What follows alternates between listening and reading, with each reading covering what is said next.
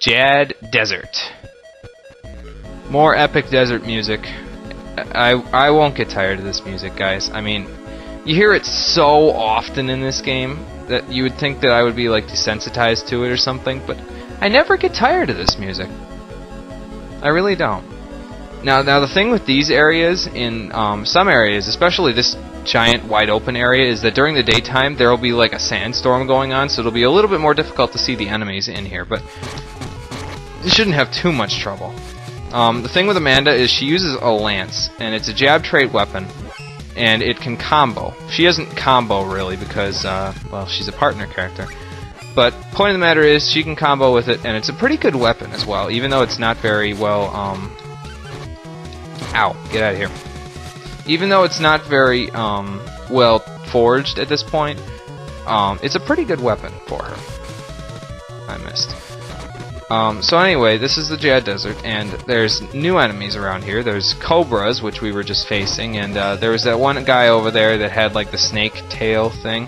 That's a cockatrice, and those guys can be pretty annoying because, well, the cobras can be annoying in their own right because they can poison you, but the cockatrices can be particularly annoying because they can petrify you with their, I think their wind attack. It's like a wing attack. They use like their wings, and they like kick up dust or something, and it like petrifies you. And the thing with petrification is that you lose half of your HP when you get petrified, and you turn into this statue thing, and you can't move for like 10 seconds, so it's pretty aggravating. So you just generally want to take them cautiously. Jab trait weapons and gnome magic are the best things to work them over with. But the thing with magic in this area is that really the best and most effective magic in this area is Salamander at this point in time. And actually, even later on in the desert, Salamander is still one of the best types of magic to have around because it's equally effective on pretty much every enemy in the desert except for the rare ones. But I'll get into the rare ones in a little bit. Now I'm going to head up this way. This is not the way that we're supposed to go, but I'm going to head up this way anyway just so we can check out over here, see what's going on here. So this is kind of what the storm would look like, the sandstorm, except it's poisonous. This isn't good for our health. I wonder why I came up here now. What do you mean deprived of life? The grudgies? The hell? Well, they never mention the grudgies again in this game, but I would assume it's like evil spirits that haven't, like the spirits of the dead people that haven't, like, moved on or something like that is what they're talking about, and they haven't moved on, so they've created toxic mist up there. See, this is what the sandstorm looks like. But anyway, they've made toxic mist up there, and we can't do anything up there yet. But remember that there's toxic mist up there. And if you recall from in town, somebody was talking about how you can dispel toxic mist with a song. Now, we don't have anybody who can do that right now, but we will later, so just remember it. Not that you really need to, but, well, because it's going to take care of itself automatically for us anyway. Now, the thing is that at certain times of the day in this area, I recall, pretty sure you can get it in this area, I think it's only certain days, like Gnome Day or something like that, you can find a sand scorpion. I think that's what it's called, but it's a really rare enemy and it gives a ton of experience, so I wouldn't actively seek it out, but if you run into it, that's great, because then you can level yourself up even more than you already are. These trees look suspicious. And even so, there's no place for us to go right now. How are we supposed to get through here now? Well, if you remember from Mr. Cannell's riddle, there's these trees, and you're supposed to walk around them in a figure 8. Now, the thing with the figure 8 is that you have to start at the top left of this tree and walk exactly how I'm walking. So, let's see if I can do it on the first try. Nope. Try it again. There we go. So if you walk around them in a figure 8, after a little bit, the sand cascade will stop, and you can end up in this secret cavern. Now, before we move any further, I'm going to go back to Jadd and talk to Mr. Cannell about this solution to the sand cascade riddle. So I'm going to meet you over there right now. Anything for more Dudbear's gold. Back in Jadd, and here's Mr. Cannell, right over here. Yeah, actually. Well, it might be a little bit of a long story, but we figured out what was going on. Yeah, but they have to be specific palm trees, the ones that are in that screen, so make sure you know which one we're talking about. Yeah, no kidding. Wasn't that terribly difficult. He made it sound like it was a lot more difficult than it actually was. And that's the only way to proceed, so this is like a plot-induced piece of Dudbear's Gold, really. It's pretty much free. Like, you have to do that in order to move on, so... Aww.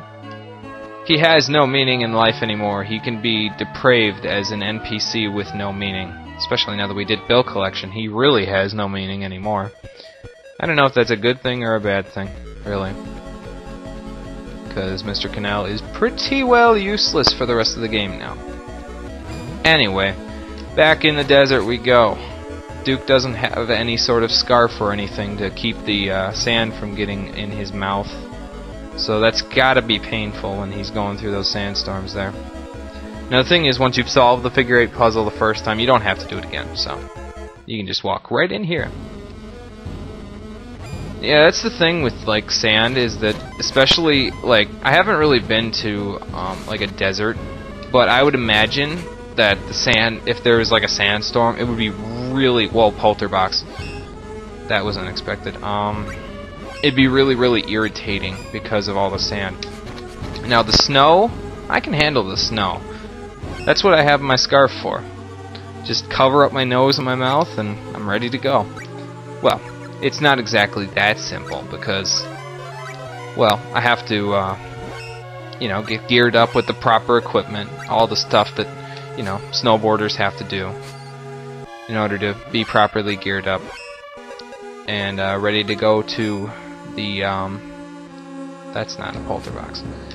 Ready to go to the clubs. So, and the resorts that we go to. Because I'm with the ski club with my college, so I gotta be properly geared up. I don't know if they allow you to get rental equipment anymore through the ski club like they did in my high school, but it's not just the gear anyway. I mean, seriously though, if you want to be like a serious, legit snowboarder, you have to spend a bunch of money on equipment. Like I spent probably, and I got this on a deal, so this is probably like some of the bare minimums. I spent about $800 getting all of my snowboarding gear all ready to go, including, now you guys are gonna think this is crazy and ridiculous, but including an $110 coat. Now you're probably thinking, what the hell? Why did you pay that much for a coat? Well, it's not just a coat, it's a good coat. Like, I mean, seriously, you've never seen a winter coat that's this good. It's got Under Armour in the sleeves and in the cushioning of it and stuff, and it also buttons up on the bottom to trap heat in, like so that it doesn't like flow out through the bottom of the coat or something like that. It's a really good coat. Like, I've never been warmer in my life, and I mean, even as a snowboarder, I have to tell you, I really enjoy being warm over being in the super cold. I've never seen Niccolo down here before. That's kind of odd. Well, anyway, as long as we're here, we might as well buy the last 50 items from him. So what I'm going to do is I'm going to do that, and then I think I will take care of that, and then I'll be right back as soon as I've got the 50th item. So hold on for just a minute. And when you've purchased the 250th separate item from Niccolo, and then you go into his shop again afterwards, dun dun da, he has a new shop open, the special shop. This is probably the best shop in the game, seriously, because really you don't, after you've bought all the stuff from him, you don't need any more healing items pretty much for the rest of the game because you have enough for the rest of the game. But this shop, well, I'll show you. First thing I want to direct your attention to is the accessories, because, oh man, they are good accessories. I mean, look at this. Cardinal Eye gives you plus 20 defense and mind. It's excellent for defensive characters. And the Flame Flicker gives you plus 20 power and intelligence. This is excellent for offensive characters, although really there isn't a class that really focuses on both power and intelligence at the same time with an equal balance. that is. But anyway, those two are kind of irrelevant because there's this next one, the Draupnir. 8,000 lucre, but well worth it because it increases every stat by 15 points.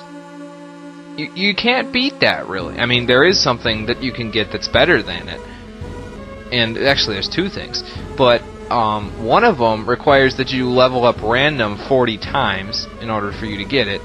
And the other one isn't until probably close to the end of the game. So, if you have the money for the Draupnir, I would definitely recommend buying it. Because, well, you're not going to spend lucre on much else anymore now, are you? I mean, you already have enough healing items to get you through the rest of the game, so what else would you spend your money on, you know?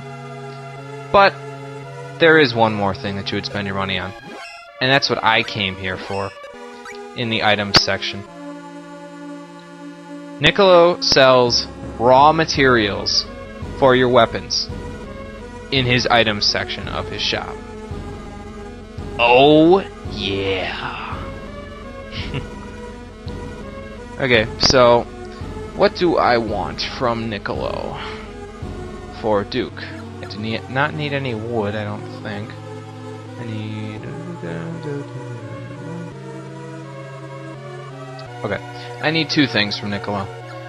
First thing I'm going to need from him is orichalcum. One piece of orichalcum for 210 lucre. That's not a bad price, and orichalcum is really good, as you'll see. So now there's that, and I also need a piece of mithril silver for Duke. I'll be making the upgrades for those at a later point in time, but that's all I really need for Duke. Some other things that you may want to consider, especially if you're the heroine, you may want to consider. Let me go up to it. Fossil wood, because that's a good upgrade for the hat for her. You'll probably also want to get some mithril silver for her gloves as well. So there's that. What else? The woods, especially fossil wood and mistletoe wood, are good for the bow. Can't really think of anything else. And mithril silver is pretty much good for any weapon because it gives any weapon the all element. So it'll be effective on pretty much any enemy, and it'll deal extra damage to any enemy if they have an elemental weakness. So it's just abusive. This is why I didn't get it earlier on in the game, because mithril is just abusive. I'm not going to use it on my weapons because, well, it has more uses as a glove armor piece. So I'm going to use it on my gloves and my gloves only. But you guys can use it on whatever you want now that you know how to get into this special store. So go ahead and make the game easier for yourself if you want. Regardless of that fact, I now have everything that I need from Niccolo. So I'm probably never going to actually purchase anything from Niccolo again now in the game because I now have everything from him. So let's get on with what we're supposed to be doing in here. Normally there'd be a bunch of enemies around here and they'd all be kind of hassling you and stuff. But they're not here because, well, Niccolo's here. So what you have to do is this little indent in the ground, it's a switch, and you're supposed to press it, and you need to press that one in order to even get out of here. But you also want to press this one right here, because it will open another passage in a minute. So let's go back there. Let's go out here, and, oh, I recognize this place. This is the cave that we came out of when we went through the,